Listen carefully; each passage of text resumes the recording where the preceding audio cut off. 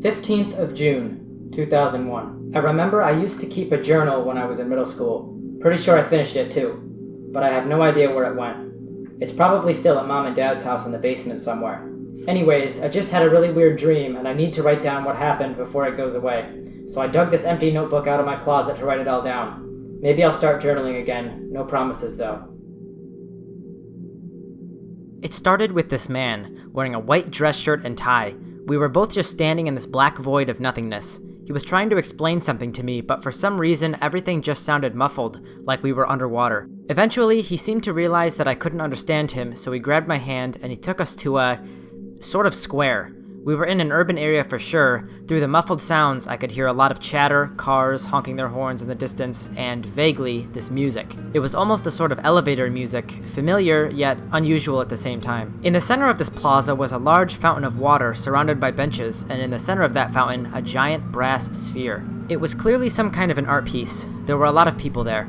I was trying to decipher this vaguely familiar tune when I became aware of a sort of hum, if that's the right word, which grew louder with each passing second before it sounded like it was right on top of us. The man pointed straight up, and it was then that I realized the plaza was surrounded by buildings, some smaller than the others, but two in particular were just massive. As soon as I looked up, I barely caught a glimpse of some kind of missile that flew directly through one of the buildings. The ground began to shake under our feet. It was like a nuclear bomb had just gone off above me. Eventually, there was this unexplainable release of energy, like the sky had been ripped from the edge of space and it was now plummeting down to the surface of the earth. I ducked down and covered my head when the man took me by the hand yet again to a very different place. This time we were in front of a different building, much shorter than the ones we had just been to. This building felt strong, aggressive, like a fortress.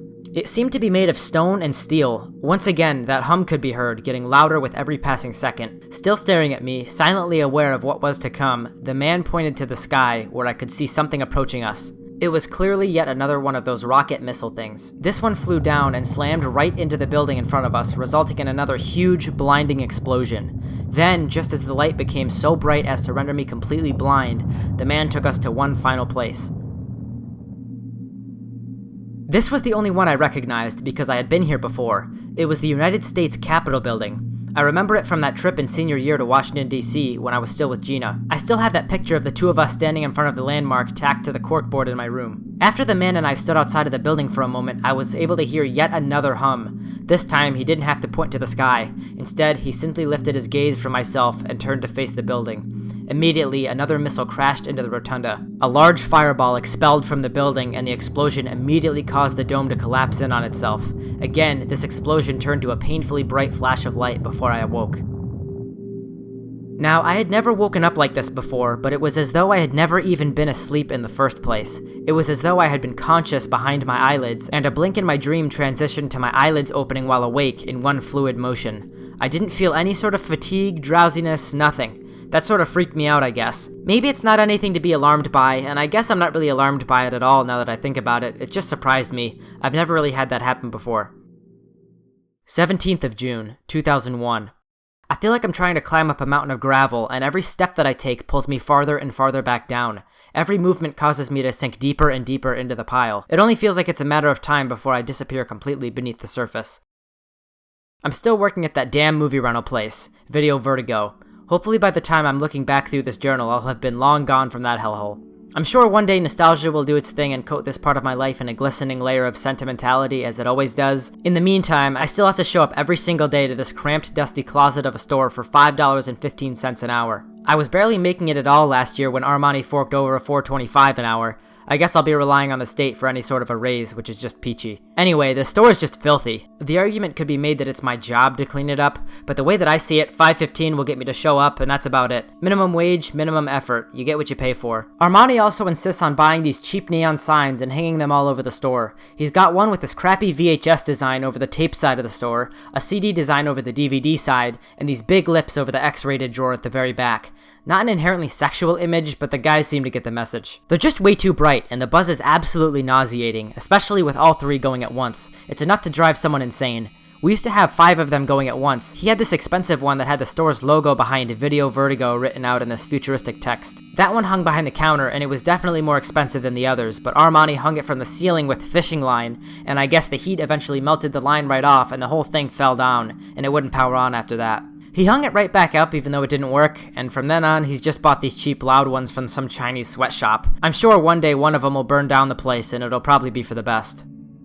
I've had this compulsion to slip notes into some of the VHS cases while I'm working. I'm not really sure where that came from. I guess my brain is just searching for any sort of mental stimulation to keep myself sane. Earlier today, I couldn't get this Bible verse out of my head. I remember my mother had this framed quote of it sitting in our bookshelf. "Blessed is the man that endureth temptation, for when he is tried, he shall receive the crown of life." James 1:12. Now, I'm not even a religious man, but I ended up barely fitting it onto a sticky note, and I slipped it into the case of this particularly raunchy movie from the X-rated drawer. For the rest of the day, I'd crack a smile whenever I remembered it. What can I say? I'm easy to please.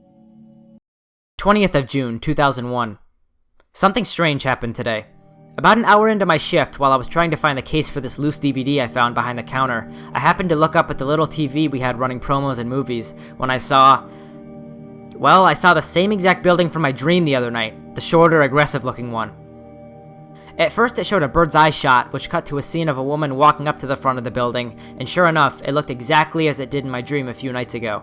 Even with the small screen and the fact that the tape was clearly showing its age, it was unmistakable. The color of the building, the large square pillars in front of the entrance, everything was exactly the same. I tried to sit the loose disc on a rack, but it rolled off, fell onto the floor, and shattered. I kicked it underneath the shelf and ran over to the TV to roll the tape back a couple seconds. I just looked at the bird's eye shot of the building for a moment before I heard the beads hanging in the doorway clacking together as Armani came out from the back room. He saw my eyes glued to the screen and gave me a strange look. "Hey, what building is this? I feel like I've seen it somewhere before." He just scoffed and picked up a broom. "That's the Pentagon, you friggin' idiot. That's the headquarters of the DOD. I stared blankly at him. "The Department of Defense, Connor. Do you get out at all? Do you have any friends? Do you need a friend?" I kinda smiled at his condescending joke as he shoved the broom into my hand. "What's this for?" He looked over his shoulder at me as he walked into the back again. "That's for the disc you kicked under the shelf." He pointed to the corner of the room. "Cameras," he said. I couldn't get the building and that dream out of my head for the rest of my shift. When I got home, I booted up my computer and made a Yahoo internet search for the Pentagon, and I blew up an image I found from an article on the building. Yeah, I can't be certain how or why, but I have definitely seen this place before. I must have seen it at some point before I had that dream, but I have absolutely no memory of it before then. I'm not sure why this is freaking me out so much. 22nd of June, 2001. I just had another dream. It's 3:17 a.m. right now. I woke up in the strangest way and just had to write this down. I need to get all this onto paper, so I'll be brief. I'm not sure if anything happened before this point, but the first thing I remember happening was sitting across from that same guy in the first dream. We were at a small square table in a pretentious-looking restaurant. He must have been picking up the check because there was no way I'd be able to eat at that place. Once again, all the sounds were muffled. I could make out some ambient conversation, plates and glasses clanking together, but not much else. However, visually, this one was surprisingly vivid. It felt more like a distant memory than a dream. I remember somewhat irrelevant parts of it in detail. I remember that the tablecloth was this cream white, and I even remember what the silky texture of it felt like beneath my hands and the feeling of it brushing against my legs underneath. The man was looking at me intently, not in an unsettling way, but in a serious way. It felt like there was something important we had to discuss, like we were in a business meeting or something. He seemed to remember that he couldn't communicate through words. Our table was right against the wall, which I then realized was just a bunch of windows. Every single side of the restaurant was covered in these huge windows which rose from the floor up to the ceiling. The man pointed out the window and broke his gaze with me to look himself, resting his arm on the table. I looked out and was surprised to see that we seemed to be floating very high above a city. Almost immediately, I realized this city to be New York upon seeing the Empire State Building. I don't know the layout of New York, so I don't recognize much else other than that one building. I've never been to New York City despite living in the state all my life. I was captivated by the sight and detail of the city below, which, again, felt very non-dreamlike. My attention was brought back to the man when he reached out and snapped to get my attention. He now had a manila envelope in front of him, which he opened after unwinding the red string from its button. He met my gaze once again and pulled out a photograph, which he slid to my side of the table. Picking it up to inspect it, I immediately recognized the location from the first dream. It was that plaza area, the one with the water fountain and the brass art sculpture in the middle. Again, even as the dream was occurring, I was aware of its astonishing fidelity. I even noticed that my thumb had left a print on the inky photo paper. I looked up at the man, trying to convey that whatever he was trying to tell me, I wasn't getting. Once again, he pointed out of the window beside the table, but this time towards the ground at the base of the building. I felt the wooden chair creak beneath my legs as I shifted my weight to lean as close to the window as I could get. And that's when I saw the plaza, directly beneath us. I could see the fountain, the sculpture, and lots of different people. I also noticed that we weren't floating above the city at all, but that we were actually inside one of the two massive buildings I had seen in the first dream. Looking to the right of the plaza, I could see the top of the second building. The two were exactly the same height, and both appeared to be encased in these shiny steel bars that rose all the way up from the bottom. The man then reached back into the envelope, pulled out another photograph, and slid it over to me. Upon further investigation, I realized it was actually a postcard. In the top right corner, in curly orange letters, it said, New York City. I flipped the postcard over and saw 2 lines of text written on the address lines. AA-11, and below that, UA-175. I stared at the text for a moment, trying to decipher its meaning, coming up with nothing. Who are you? What does all this mean? He just stared at me with that blank, serious expression of his. He then turned his head to the side and looked out above the city. I leaned in closer. Is this a dream? Even my own voice was muffled. Hello? I waved my hand in front of his face. And that's when I saw something out the window. I turned to see what the man was staring at, and I saw an object flying straight above the city, splitting the island down the middle like an arrow. I looked back at the man. What is that? The plates in the restaurant ambience seemed to get louder, and everything became more and more fuzzy, like I was somehow losing consciousness inside of the dream, as crazy as that sounds. And then, in a moment, there was a deafening silence, and it was only me and the man sitting at the table in a deep, black void. And he said to me, with an astonishing clarity, "You are running out of time, Connor." And then, I was awake. Or perhaps I had already been awake and had blacked out, I'm not sure, but I awoke to find my eyes already open, my mind clear and alert. I blinked a couple of times, sat over the edge of my bed for a few minutes, and immediately ran over here to write all this down. I'm terrified, and I don't know what to think. I'm worried I have schizophrenia or something. I'm calling Dr. Ferguson, and hopefully I can make an appointment for today. Later, the night of the 22nd of June. Well, Dr. Ferguson talked some sense back into me. I feel a lot better now. I got back a few hours ago, and after explaining the whole Pentagon story to him, he told me that perhaps I had seen the Pentagon playing on that TV in the store before, and just as I had assumed, that it had seeped into my memory subliminally. This is very common, he explained to me. Do you ever see familiar people in your dreams who you've never talked to directly, or go to places you know of but never really think about, like an old friend's backyard or a family member's house? There's nothing to be alarmed about, Connor, other than the way it's affecting you. Do you feel overworked? Yeah, I'm in that cramped little store all day, every day. Maybe it's time you take a vacation, or at least a little break. Hang out with some friends or go on a picnic with your girlfriend. Do you have a girlfriend? I laughed that one off. Whatever, I got the point, but my fridge is literally empty, besides a half-gallon of milk, eggs, a stick of butter, 2 bread ends I refuse to eat or throw away, and some brown rice I've had sitting there for a month. I need money. I can't afford to take time off, but at least I know I'm not going crazy. 25th of June, 2001.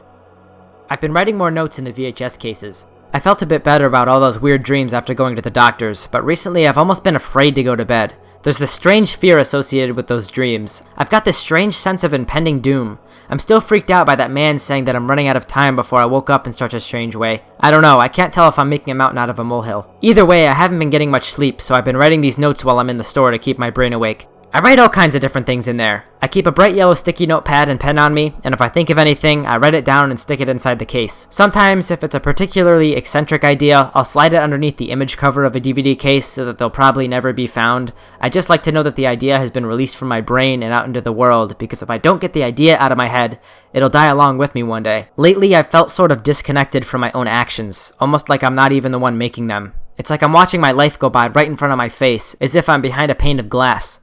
I'm not sure what it is or how to get rid of it. The worst part is that it's all internal. Nobody else knows that it's happening. 1st of July, 2001. I really don't know how to start this entry. I went to that coffee shop I've been going to lately on Pine Street, and this beautiful girl I recognized comes in. I remembered her from high school, Clara White. As fate would have it, she ended up sitting right next to me at the counter while I was on about page 10 of Fahrenheit 451. I didn't think she'd notice me at all when I suddenly felt her gaze on my cheek. Hey, you're Connor Deaton, right? I looked up and stared at her for a second too long, surprised she even got my first name right. Denton, yeah, didn't we have Algebra 2 together? She had to think for a second. Oh yeah, I guess we did, first period, and you always came in late with your hair wet, she said with a smile. Yep, I said, shaking my head with an embarrassed smirk, that's me. A waitress met her over the counter with a pen and notepad, not wanting to interrupt. Oh, I'll just have a regular coffee, 2 sugars, please. Thank you. No cream, I asked? I like people to think I'm tough enough to drink it black, she said. I nodded with a smile. We kind of ran out of things to say. I wanted to talk to her more, but I just looked at the book, not even reading, only beating myself up for the awkward break in conversation.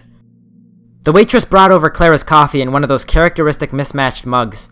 Every single mug in that damn coffee shop looks like it came out from your grandma's cupboard. No two are alike. Mine was this pink Longaberger mug, but Clara's was a souvenir from New York. At the top it said Empire State Building, and it showed the corresponding skyscraper in the center. And that's when I saw them.